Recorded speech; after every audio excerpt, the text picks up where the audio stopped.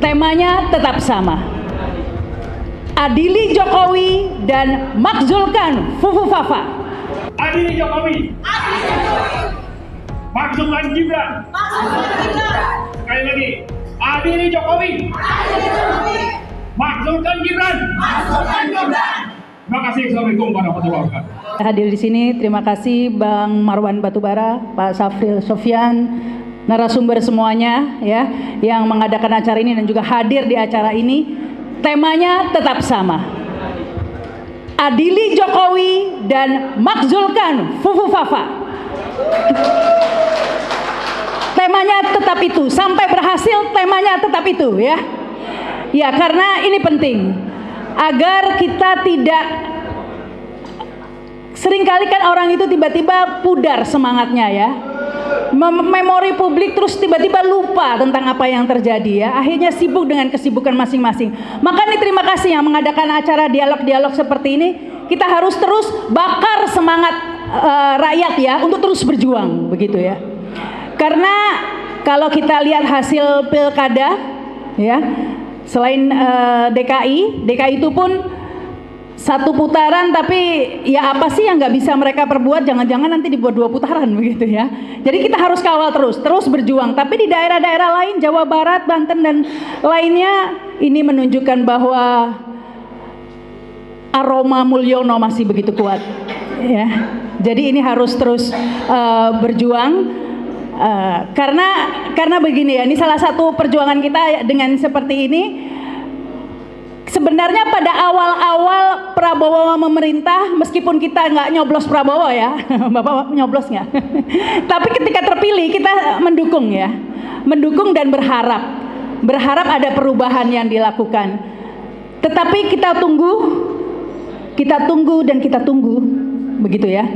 Ya kita menunggu, masih menunggu sampai sekarang. Mudah-mudahan ada langkah-langkah konkret ya. Tapi tentu saja kita tidak bisa menunggu selamanya. Karena kerusakan terus terjadi. Ya. Itu PIK 2 PSN tanah rakyat dicaplok dengan harga murah. Dengan beribu-ribu, ratus ribu hektar ya. Nah, ini belum lagi nanti awal tahun pajak naik ya. Ini tidak boleh terjadi. Kita harus mulai sekarang kerusakan ini. Belum ada suara dari Prabowo ya, belum ada suara tentang ini. Padahal PIK 2 PSN itu sangat sensitif ya, sangat sensitif. Bayangkan untuk berdirinya suatu negara itu sebenarnya syaratnya ada 3 ya menurut konvensi internasional. Yaitu pertama penduduk yang tetap, wilayah dan pemerintah. Oligarki sudah menguasai pemerintah. Bisa dikatakan mereka sudah punya pemerintah. Wilayah sedikit demi sedikit, tapi pasti sudah dicaplok. Melalui mafia tanah, melalui kedok PSN dan lain-lain. Tinggal kita ini yang harus kita perjuangkan. Penduduk Indonesia. Jangan mau digusur dan dipinggirkan untuk kemudian diganti dengan penduduk bangsa lain. Jangan mau. Kita penduduk Indonesia tetap di sini, tetap di tempatnya, tidak bisa digusur dengan cara paksa seperti itu, dengan cara curang, dengan cara zolim, dan dengan cara-cara keji seperti itu ya. Kita ikuti bagaimana pemaparan Said Didu tentang bagaimana mereka curangnya untuk bisa mencaplok tanah rakyat. Jangan mau dipinggirkan dan kemudian diganti dengan yang lainnya. Jangan mau, dan jangan mau. Kita terus berjuang ya, terus berjuang. Masih semangat berjuang? Meskipun kadang kita kayak menghadapi tembok begitu ya, kayak ketemu tembok belum ada. Tapi itu tidak penting. Yakinlah Allah bersama kita. Terus berjuang karena itulah tugas kita di sini. Tugas kita cuma berjuang memang. Dari sperma dulu kita berjuang untuk bisa ketemu sel telur ya Bu ya. Insya Allah akhir hayat nanti kita mati dalam keadaan berjuang. Amin. Bukan mati sia-sia. Insya Allah. Amin ya Rabbal Alamin. Ini saya jadi ketularan Habib tadi, agak emosional. Terus terang, ini biar tambah seru kayaknya ada Bang Refli Harun ini tadi. Mana biar tambah cadas ini?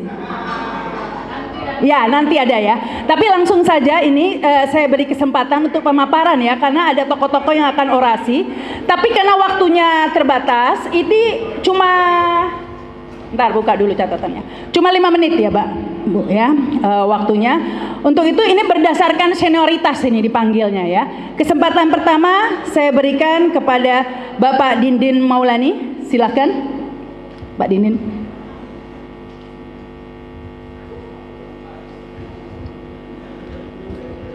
Terima kasih, Bang Rahma.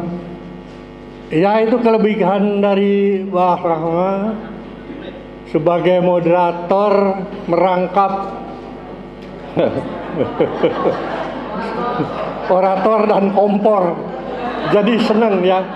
Kita sebagai narasumber sudah dipanaskan ya Pak ya. Assalamualaikum warahmatullahi wabarakatuh. Bismillahirrahmanirrahim. Wala hawla wala quwata illa billah. Amma ba'du. Kepada bapak-bapak, para tokoh senior yang saya hormati, seperti judul di depan, kita ini berkumpul dari lintas para tokoh. Jadi ada beberapa tokoh yang sangat concern terhadap persatuan, kesatuan di antara kita ini. Judul boleh dari sejak lama adili Jokowi dan makjulkan Pupu Pata. Perlu diomongin nih, Pak, silang sini Pak. Oh ya, Sini, Pak. oh di sini ya. Oke, iya. Saya pikir pidato biasa aja. Rupanya ada podcast nih. Jadi seperti tadi saya katakan bahwa yang hadir di sini baik para narasumber yang saya hormati maupun bapak-bapak sekalian, ibu sekalian yang hadir di depan ini juga semua para tokoh. Kami mengundang dari beberapa kemarin pertemuan beberapa tokoh, ada yang perlu dievaluasi oleh kita bersama. Judul boleh makjulkan Jokowi dulu, sekarang adili Jokowi dan makjulkan Pupu Papa. Itu sekarang. Tapi permasalahannya yang perlu kita perhatikan, tadi sudah disounding oleh Mbak Sarita, bahwa kita ke depan tidak akan bisa selesai cuma 1-2 bulan saja.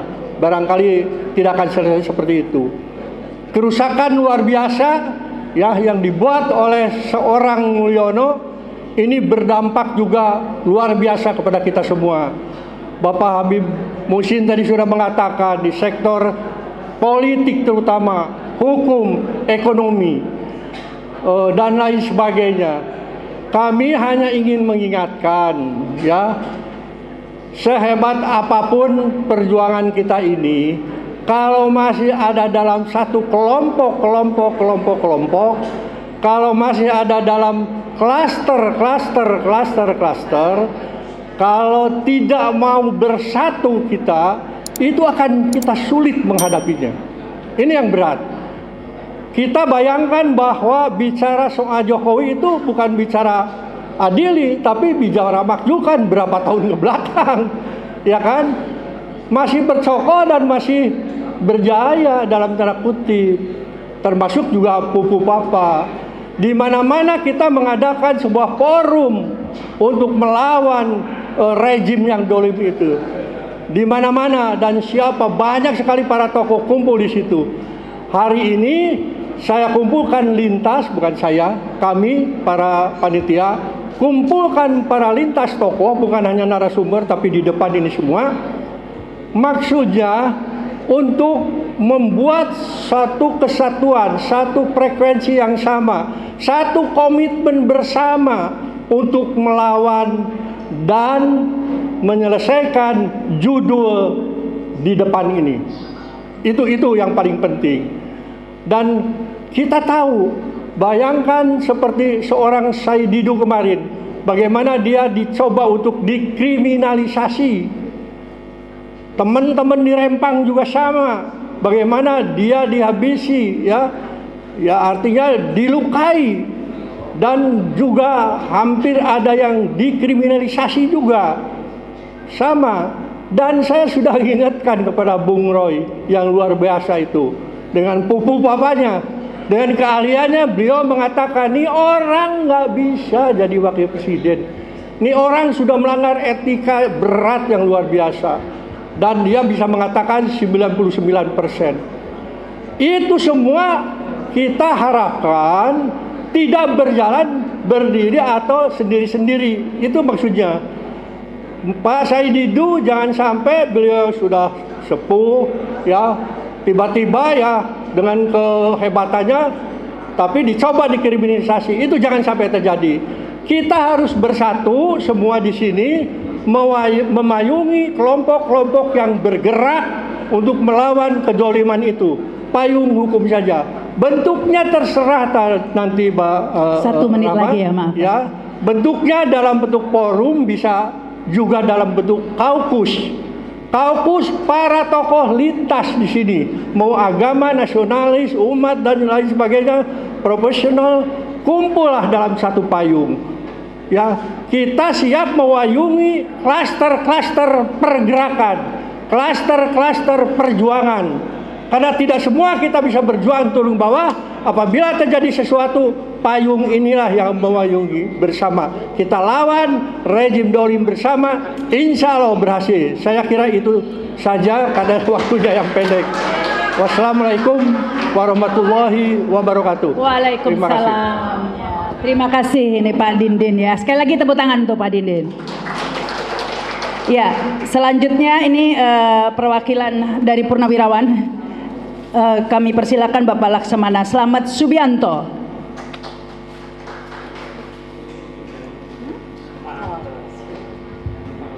Lima menit ya Pak ya.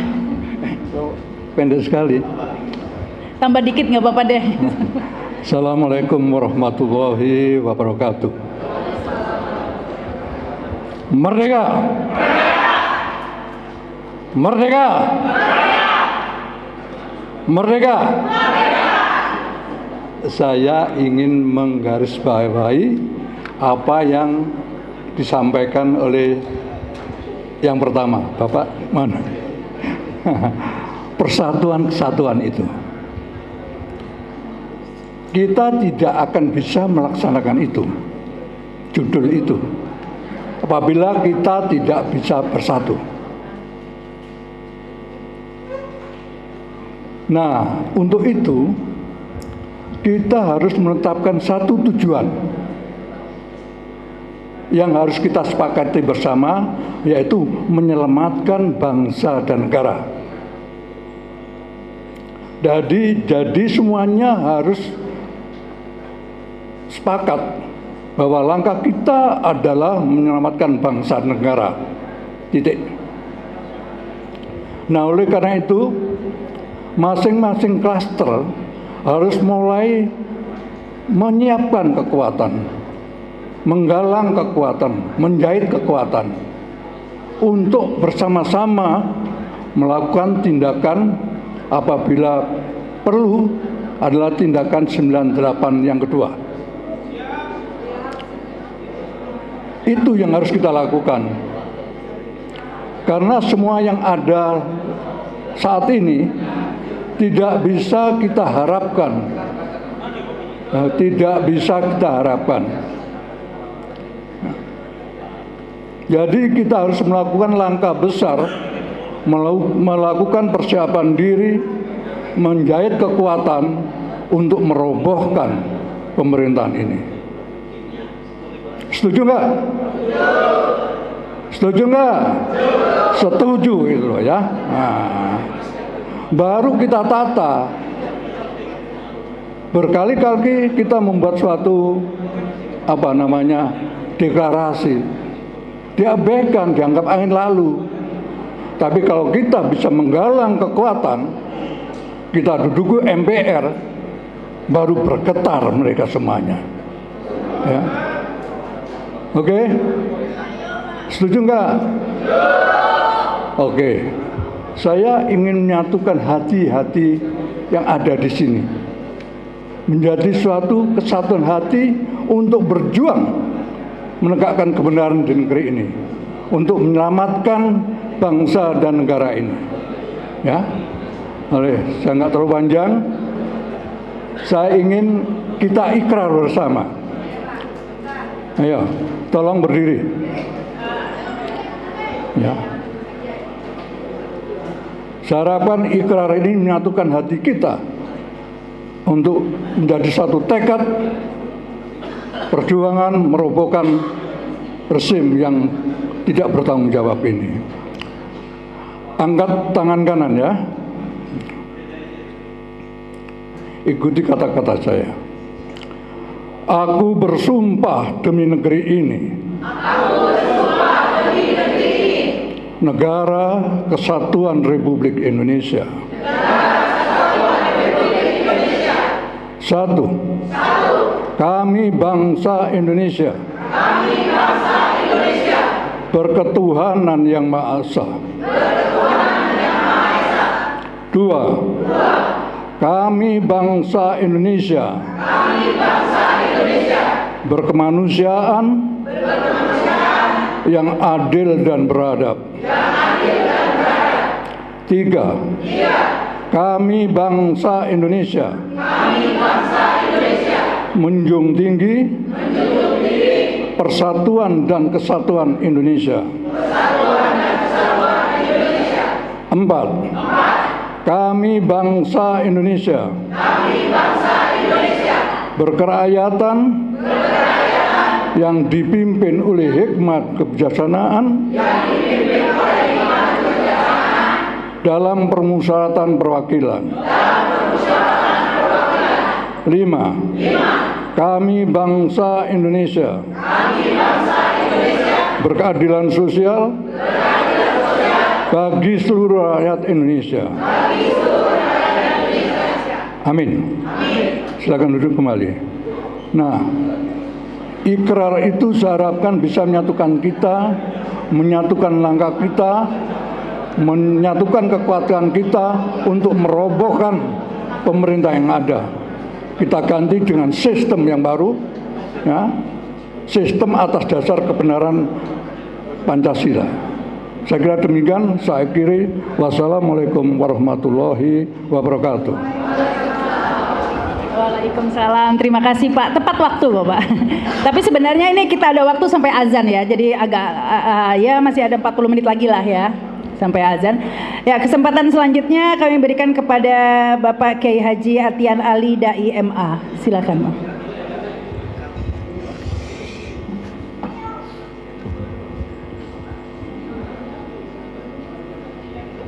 Bismillahirrahmanirrahim.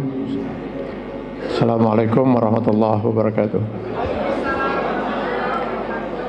Bismillah, alhamdulillah, wassalatu wassalamu ala rasulillah. Mohon izin, mungkin saya tidak langsung menuju tema ini Pak, tetapi ingin menyampaikan sesuatu yang mungkin harus kita siapkan agar kita bisa memenangkan tema yang ada ini. Terus terang dari lubuk hati yang sangat dalam, saya sangat salut Pak dengan yang hadir sekarang di ruangan ini, yang dari sejak dulu, dari zaman ke zaman, dari rezim ke rezim, tidak pernah berhenti dari berjuang. Pertanyaannya, apa hasilnya?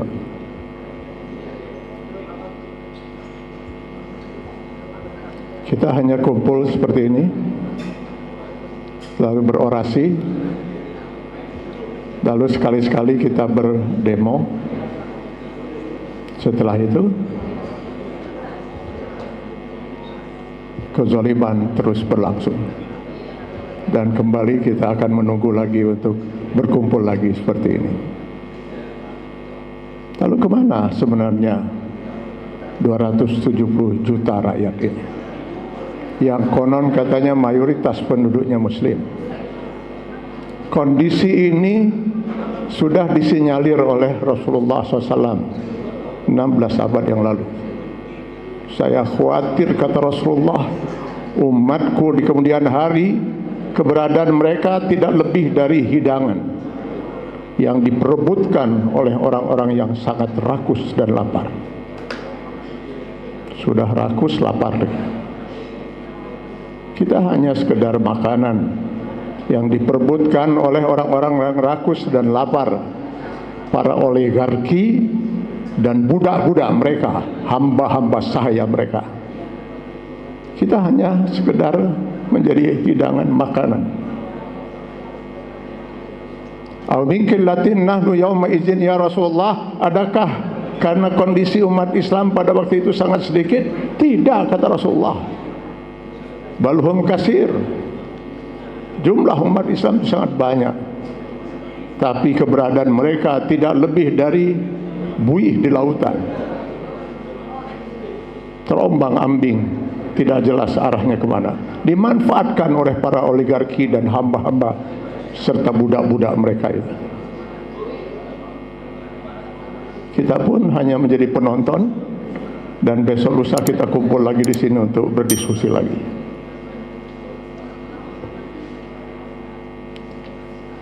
Bapak-bapak dan saudara-saudara sekalian, kezaliman ini tidak akan pernah berhenti, kata Sayyidina Ali radhiyallahu anhu. Bukan karena banyaknya orang-orang yang jahat, tapi diamnya orang-orang yang baik.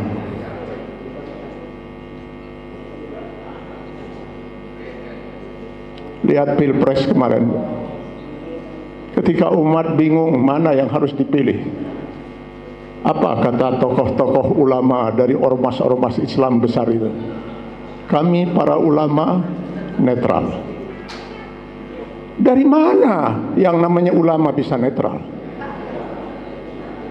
Bukankah ulama itu adalah warasatul anbiya? Umat dihadapkan dengan satu hak, yang satu batil, yang satu haram, satu halal, lalu ulama kemudian bersikap netral. Netral itu kalau di mobil itu, maju enggak, mundur enggak, belok kanan enggak, belok kiri enggak.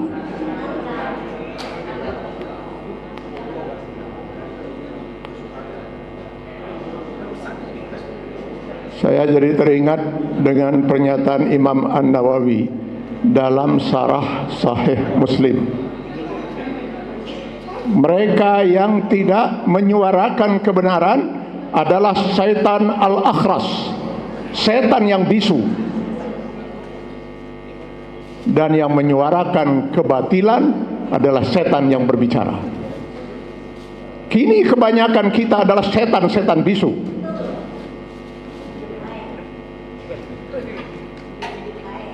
Para pejabat, para TNI, saudara-saudara kita yang di TNI, Polri yang masih aktif, para ulama, bisu semua menyampaikan kebenaran. Baru nanti mereka bersuara, mohon maaf, ketika sudah tidak menjabat, ketika sudah purnawirawan. Kemana para ulama? Para ulama kebanyakan sudah menjadi setan-setan bisu. Ini yang harus kita benahi, Pak. Selama ini tidak kita benahi, kita hanya berkumpul saja seperti ini. Tidak akan pernah kita bisa menyelesaikan masalah-masalah besar seperti itu. Karena itu, saya sependapat dengan Pak Didin tadi. Sebaiknya kita segera bentuk sebuah forum. Sebuah forum yang bisa mengantarkan semua pihak yang masih ingin berjuang untuk merasa nyaman berada dalam forum itu. Lalu mari kita bicarakan, Pak, bagaimana membuat setan-setan bisu itu mau berbicara, agar kita bisa bersama-sama. Saya tidak pesimis. Islam mengharamkan kita pesimis, apalagi apatis. Tetapi kita tidak bisa optimis selama kita tidak pernah berjuang secara maksimal untuk memperjuangkan ini. Kata Allah, wa'iddu lahum mastata'tum. Kita harus menyiapkan dulu kekuatan itu, baru kita bisa berjuang. Mungkin waktu saya sudah habis ya. Sebenarnya tadinya saya mau minta waktu yang panjang, karena saya 4 jam untuk sampai ke sini, Pak. Tapi baiklah, saya kira tidak ada masalah. Mudah-mudahan itu bisa saya sampaikan. Jadi mudah-mudahan saya tidak merampas hak yang lain. Sekian, terima kasih. Billahi taufiq wal hidayah. Assalamualaikum warahmatullahi wabarakatuh.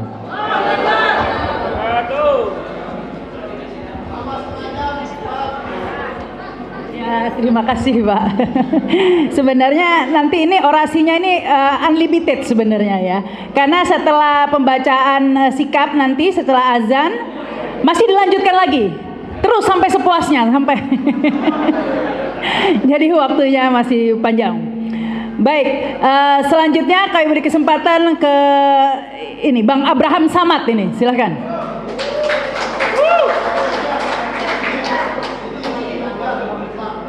Oh, izin ya. Ada Bang Ihsanuddin Nursi tadi.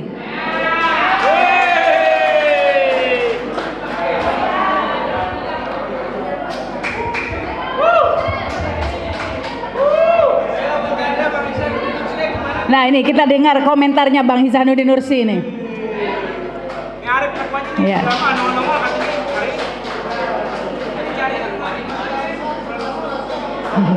Ini patut dilestarikan Bang Ihsanuddin Nursi ini. Karena ekonom yang tertinggal. Insya Allah panjang umur dan sehat walafiat.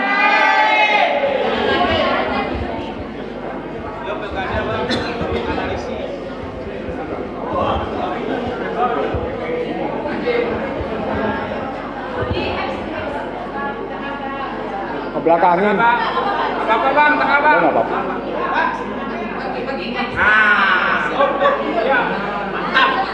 Bismillahirrahmanirrahim. Assalamualaikum warahmatullahi wabarakatuh.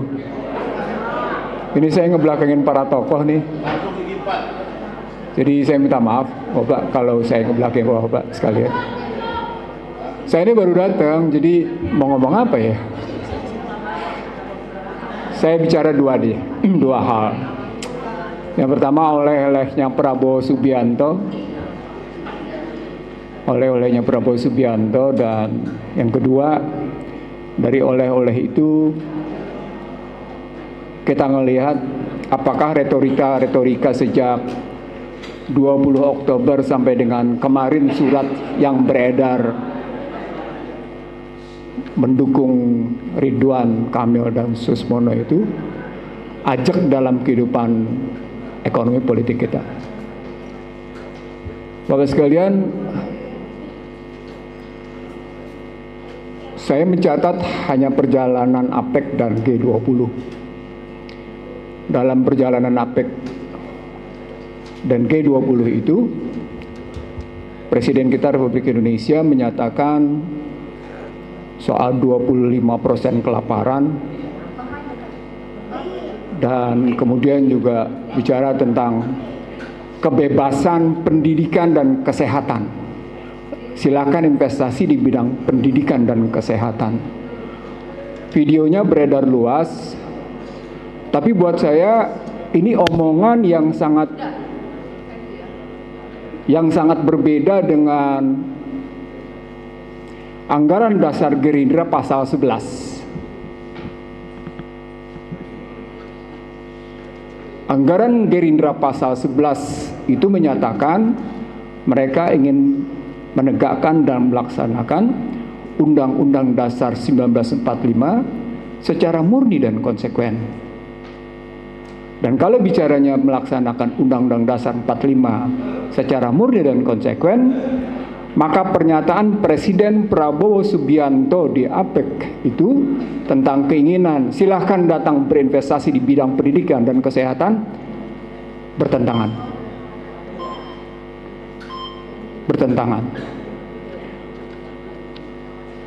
Saya bahkan ketika ini kajiannya bukan kajian bercanda, tapi kajian pakai otak sedikit. Saya bahkan ketika membaca strategi transformasi bangsa yang dibuat oleh Byline, ditulisnya Byline, oleh Prabowo Subianto, dan menyatakan ekonomi Pancasila atau ekonomi kerakyatan adalah Jokowinomics, Jokowinomics adalah ekonomi Pancasila akademi kerakyatan, itu bukti bahwa ada yang salah. Seketika di channel saya, IC The Real Show, dan di beberapa tempat saya menyatakan ini bukti bahwa sesungguhnya Presiden Prabowo Subianto tidak mengerti apa makna sesungguhnya ekonomi kerakyatan. Apalagi hendak mengatakan no one left behind. No one left behind itu konsepnya bapaknya, Sumitro Djodikusumo, yang ingin mengatakan pembangunan harus dinikmati oleh semuanya tanpa ada satupun yang tertinggal. Kalau itu konsepnya, maka konsep Jokowinomics bukan konsep ekonomi kerakyatan.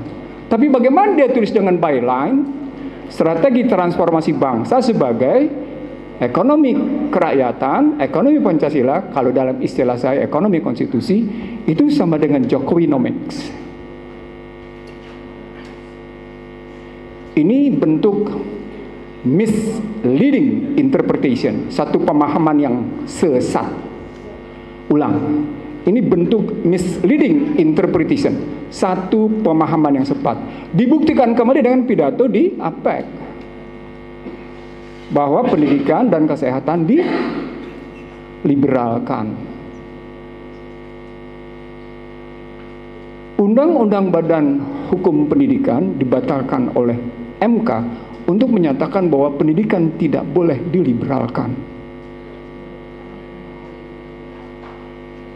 Kita sudah tahu itu. Tapi kemudian diudah lagi dengan undang-undang sampai akhirnya sekarang kampus otonomi dampaknya liberal habis. Dampaknya habis liberal. Dan Anda bisa lihat fakultas kedokteran biayanya 500 sampai dengan 1 miliar. Anda bisa lihat untuk sekedar masuk fakultas hukum yang masuk dengan jalur normal, Anda tetap butuh biaya 50 jutaan. Jadi tidak ada lagi yang namanya biaya murah untuk pendidikan. Maka sejumlah orang yang sedikit punya uang mengatakan lebih baik menyekolahkannya di luar daripada menyekolahkan di Indonesia, sementara kurikulum di Indonesia tidak menjamin anaknya akan lebih cerdas. Dan pada saat sama ketika dinyatakan pendidikan diliberalkan, maka ada 4 kesalahan Bapak Ibu sekalian. Saya kira ini bentuk kesalahan yang amat sangat mendasar dalam cara berpikir para tokoh bangsa. Saya ingin mengatakan ini kesalahan amat sangat mendasar dalam cara berpikir para tokoh bangsa di negeri ini. Dunia pendidikan digawangi oleh 4 pihak. Gawang pertama adalah pemerintah sebagai teladan. Dia mengajarkan satu sikap, satu perilaku politik, satu pandangan politik tentang bagaimana seharusnya warga negara bersikap. Itu dicerminkan oleh pemimpinnya, kepemimpinan nasional, dimulai dari presiden sampai kepada pemimpin-pemimpin lembaga negara, sampai kepada tokoh-tokohnya. Ketika pemimpin negara itu perilakunya tidak konsisten, ketika perilaku negara itu, pemimpin negara itu menunjukkan bukan teladan yang baik, maka dia patut ditinggalkan. Dia tidak boleh dicontoh. Maka itu berarti terjadi kegagalan pertama. 10 tahun pertama di era Joko Widodo, saya orang pertama yang menulis "Shame on you, Joko Widodo". Anda buka jejak digital saya nampak, saya menyatakan pada tanggal 17, 18, dan 19 November 2014 artikel saya berjudul "Shame on you, Joko Widodo". Apa poinnya? Joko Widodo bukan teladan. Hei, engkau telah mempermalukan sesungguhnya.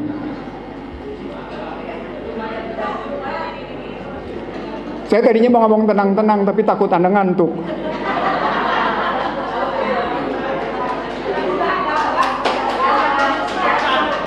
Saya mau ngomong tenang-tenang. Kan saya dituding sama Refli sebagai siapapun presidennya, Ihsanuddin Nursi oposannya. Refli yang ngomong kayak gitu, bukan gua. Dan gaya ngomong yang meledak-ledak. Saya bisa ngomong dengan tenang-tenang seperti tadi. Tapi ketika saya ngomong tenang-tenang, saya lihat Bapak Ibu ngantuk. Saya terusin, Bapak sekalian. Jadi yang pertama adalah soal keteladanan. Pertanyaannya, kalau Joko Widodo tidak pernah bisa jadi teladan, pertanyaan berikutnya, Prabowo Subianto yang menyatakan akan menegakkan Undang-Undang Dasar 45 secara murni dan konsekuen bisa jadi teladan nggak kalau omongannya begitu? Surat kemarin itu bukti nyata bahwa dia tidak bisa diteladan. Surat kemarin itu menunjukkan bahwa namanya Ridwan Kamil dan Susmono sudah kejepit karena 5 hal. Bobotoh, menghina Jakarta, soal janda, menghina Nabi, ya kan? Lelaki gemulai. Loh enggak, itu saya cuma nangkep omongan di bawah. Begitu. Enggak, saya nggak lebih dari itu. Saya sampai menilainya kayak gitu. Kebetulan bawa masalah dari Bandung. Ini ada teman saya dari Bandung, cuma waktu itu dia nggak hadir aja. Saya diadili sama teman-teman Bandung karena saya tidak mendukung Ridwan sebagai wali kota dan Ridwan sebagai gubernur. Saya ulang di Jakarta, gue akan kenal Ridwan. Dia nggak kenal gue nggak apa-apa, tapi gue kenal dia. Maka surat kemarin itu menunjukkan sebuah kesalahan praktek politik yang salah.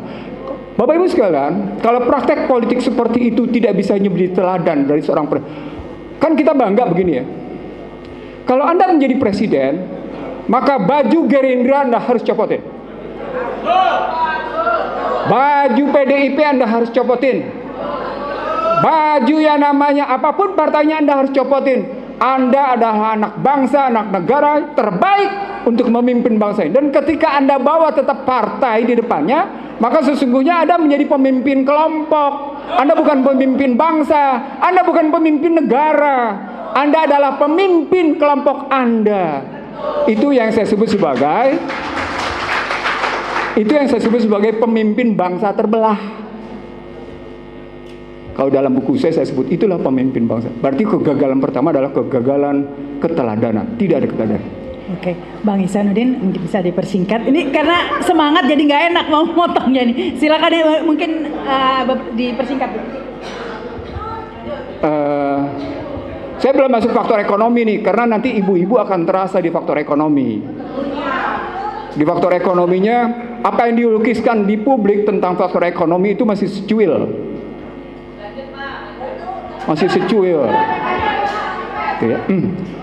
Yang kedua adalah kegagalan lembaga pendidikan formal.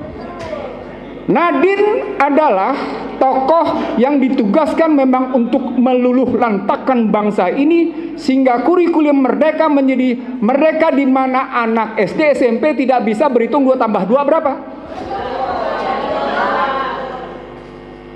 Jadi kalau ingin meluluh lantakkan sebuah bangsa, luluh lantakkan yang namanya pendidikannya. Saya mau tanya sama Anda, ketika Prabowo menyatakan please come to my country, we are open to the education, we are open in health. Maka pertanyaan berikutnya, apakah negara maju terbuka untuk diintervensi dunia pendidikannya? Ada. Hingga hari ini Amerika saja tetap bertanggung jawab terhadap bangsa dan negaranya lewat yang namanya state university. Jadi nggak serta-merta diliberalkan. Yang kedua, kita gagal di lembaga formal tadi, lembaga formal. Ini bukan hanya lembaga pendidikan umum. Saya ingin mengatakan sama Anda, terutama pada mereka yang merasa dirinya sebagai ulama, tokoh, atau ustadz. Pesantren pun gagal. Kenapa? Karena mengambilnya namanya model kurikulum barat. Apa indikatornya? Pesantren mana yang punya kemampuan mengajarkan metodologi pada santrinya? Pesantren mana yang mengajarkan kekuatan analis pada santrinya? Tunjukkan satu saja di Indonesia, ada nggak? Tunjukkan satu aja. Saya kebetulan keliling di kawasan pesantren Jawa Timur. Ada beberapa pesantren di Jawa Barat yang coba menularkan metode semantik, tapi tidak dalam. Itu yang kedua. Yang ketiga, kegagalannya, lembaga ibadah. Anda bisa lihat masjid, Anda bisa lihat gereja, Anda bisa lihat namanya media sosial berantakan gak karu-karuan. Kenapa? Karena masjid diintervensi. Habis-habisan. Gereja ya tentu mereka menikmati. Saya percepat karena Rahma minta saya mempercepat. Saya sebenarnya tertarik untuk mengajak Bapak Ibu, yuk kita jangan cuma ngoceh. Yuk kita bertindak karena ada sebuah kesadaran yang salah dalam dunia pendidikan. Dan ujungnya yang keempat, kesalahan pendidikan di rumah tangga. Di mana bapak tidak bisa menjadi teladan, ibu tidak bisa mengajarkan yang namanya soft skill.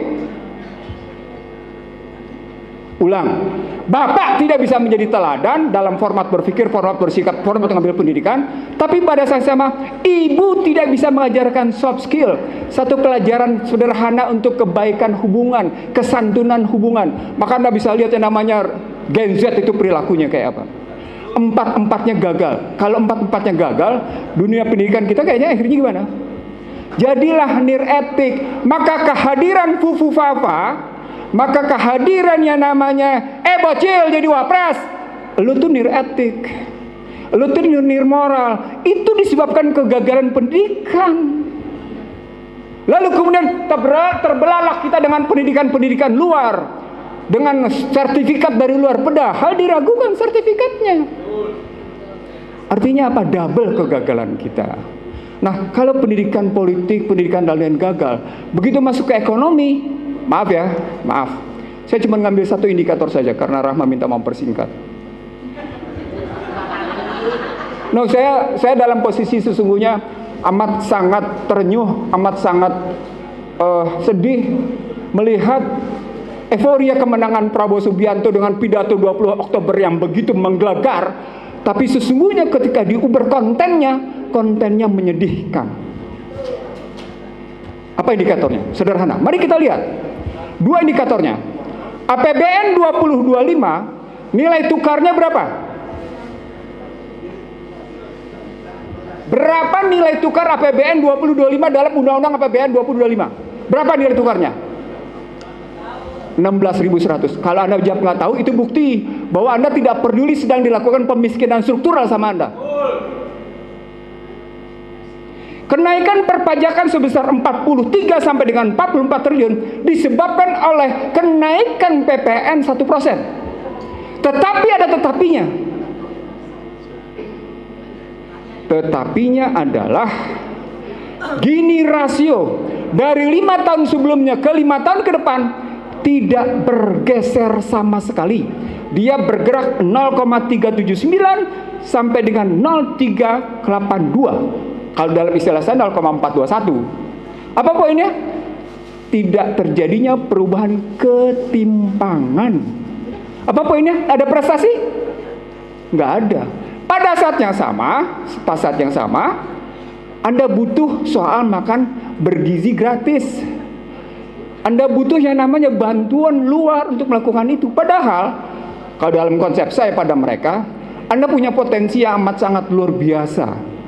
Tetapi karena Anda telah menumpuk isu political distrust, maka Anda tidak bisa ngebangun kepercayaan betapa masyarakat ingin berkontribusi melakukan perbaikan.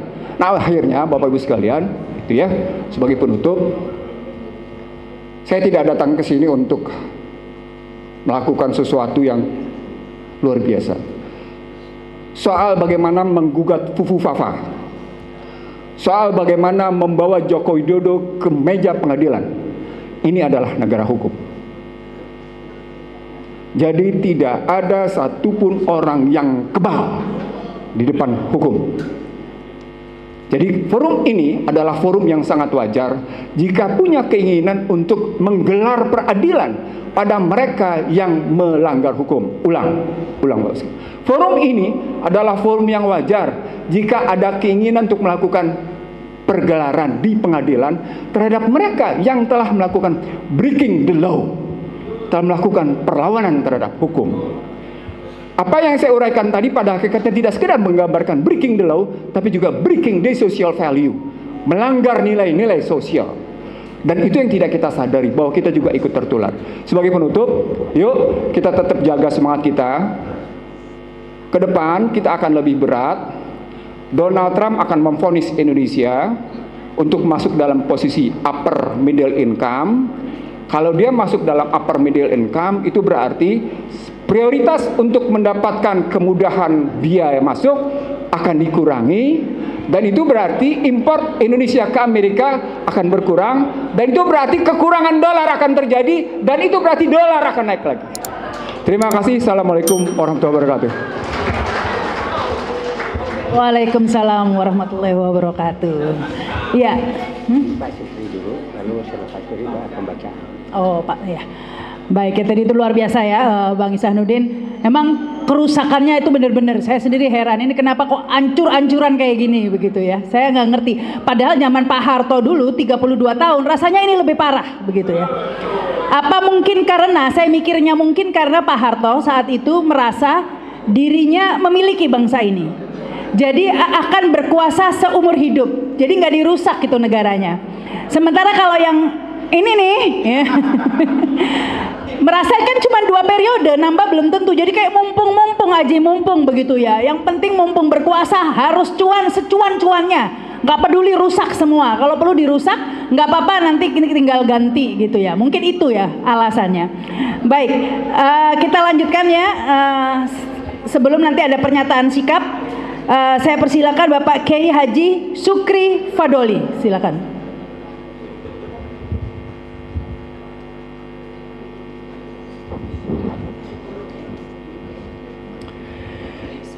Assalamualaikum warahmatullahi wabarakatuh.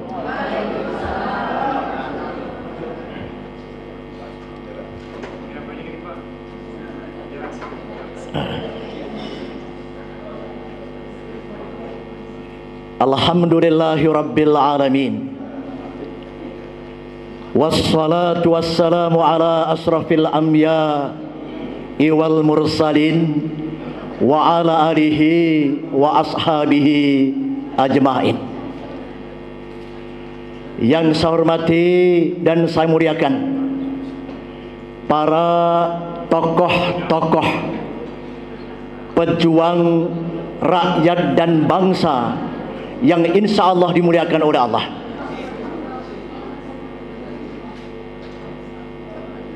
1400 tahun yang lalu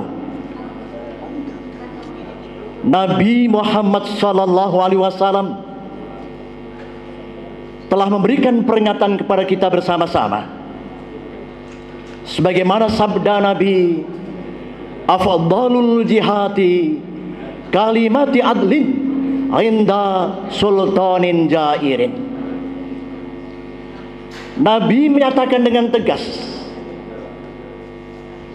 bahwa jihad yang paling utama adalah mengingatkan, melawan kepada para pemimpin yang zalim, kepada kebenaran dan keadilan. 10 tahun sudah kita melihat rakyat dan bangsa ini telah diinjak-injak oleh rezim Jokowi laknatullah,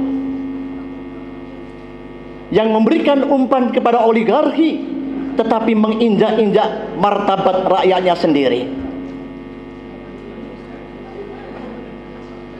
Silih berganti Prabowo sekarang berkuasa, maka ada harapan tetapi juga kekecewaan. Oleh karena itu dalam kesempatan kali ini saya ingin menyampaikan 3 hal dalam rangka menyelamatkan kehidupan bangsa dan negara yang kita cintai ini. Setidaknya ada 3 misi utama yang perlu kita lakukan. Yang pertama adalah dosa Jokowi cukup besar. Maka kalau seandainya Jokowi tidak diadili, maka rusak, hancurlah hukum saat ini. Oleh karena itu kita sepakati bersama-sama, gerakan kebangsaan ini adalah mendorong agar Jokowi diadili oleh hukum dan rakyat. Sepakat? Takbir. Yang kedua, karena Gibran adalah anak yang cacat hukum sejak lahir, maka tentunya kewajiban rakyat dan bangsa ini memakzulkan Gibran sebagai wakil presiden. Sepakat? Takbir. Yang ketiga, kita berkewajiban menagih janji Prabowo Subianto. Kita masih ingat di Rumah Juang 2019, Habib ada, beliau mengatakan, saya tidak mau terjadi pertumpahan darah, maka saya tidak akan maju, tidak akan mundur tapi seakan bergeser, yang dimaknai kemudian Prabowo bergabung dengan Jokowi dalam rangka mengatur strategi. Sekarang Prabowo sudah jadi presiden. Mana janjinya? Timbul tenggelam bersama rakyat, betul? Akan melawan jongos johot pengiat bangsa yang jadi penghamba oligarki. Sampai detik ini belum bisa kita lakukan bersama-sama. Oleh karena itu, dalam gerakan kebangsaan ini kita harus menagih janji Prabowo Subianto untuk menepati janjinya, untuk melaksanakan sumpah jabatannya. Kalau dia bisa melakukan, insya Allah Prabowo akan dimuliakan oleh Allah. Tetapi kalau dia berkhianat, insya Allah akan diberikan laknat dan azab oleh Allah Subhanahu wa Ta'ala. Takbir. Terima kasih. Assalamualaikum warahmatullahi wabarakatuh. Waalaikumsalam warahmatullahi wabarakatuh. Ini sebenarnya masih ada waktu, tapi azan ya. Kapan sih waktu azannya? Masih bisa satu lagi ya? Ya. Baik, kesempatan selanjutnya kami berikan kepada Bapak Dr. Gigi Paulus Januar.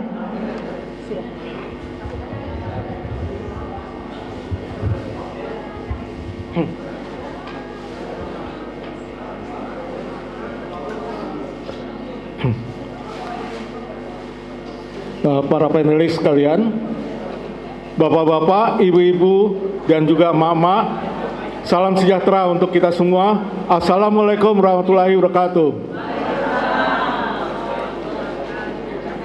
Para hadirin sekalian, rasanya kita bersama-sama hadir di sini dengan suatu keprihatinan yang sama.